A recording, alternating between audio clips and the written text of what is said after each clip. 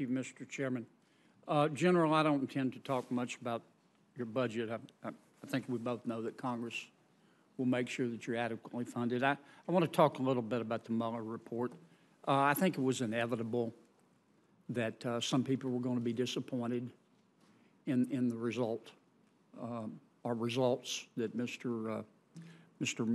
Mueller reached. You can only be young once. You can always be immature. There will be some who were so disappointed in the result that they're going to attack the process in bad faith. I would strongly encourage you to ignore that. Just call them like you see them.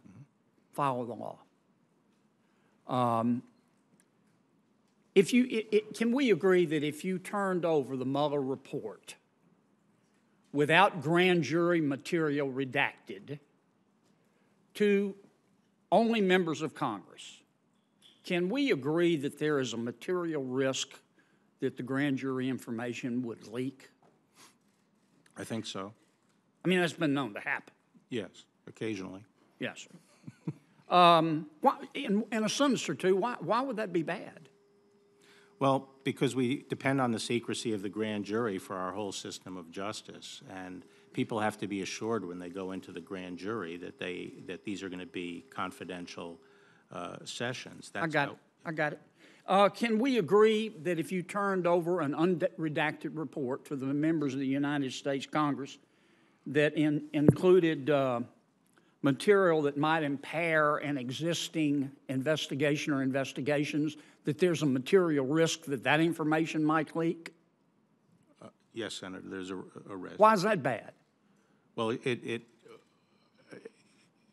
presumably the reason people are interested in seeing the report is because they believe it's important for the criminal justice process to work. Yes, sir. Allowing this other information to come out would frustrate, from the prosecutor's standpoint, the system from working in other cases, and from the defendant's standpoint would be unfair, potentially unfair to the defendant.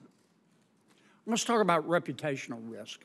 If you turn over a report... Excuse me, Senator, could I just add something? Certainly. In some of these cases, there are gag orders from the court prohibiting this information from going out. Okay.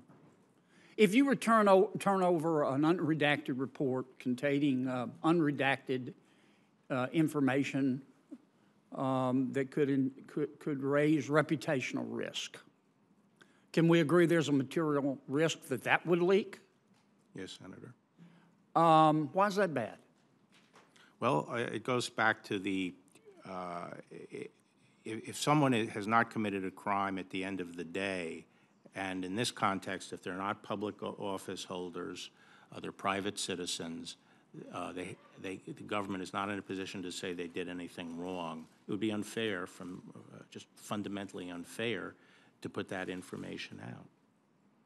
Would that be especially the case if someone thought their communication was confidential?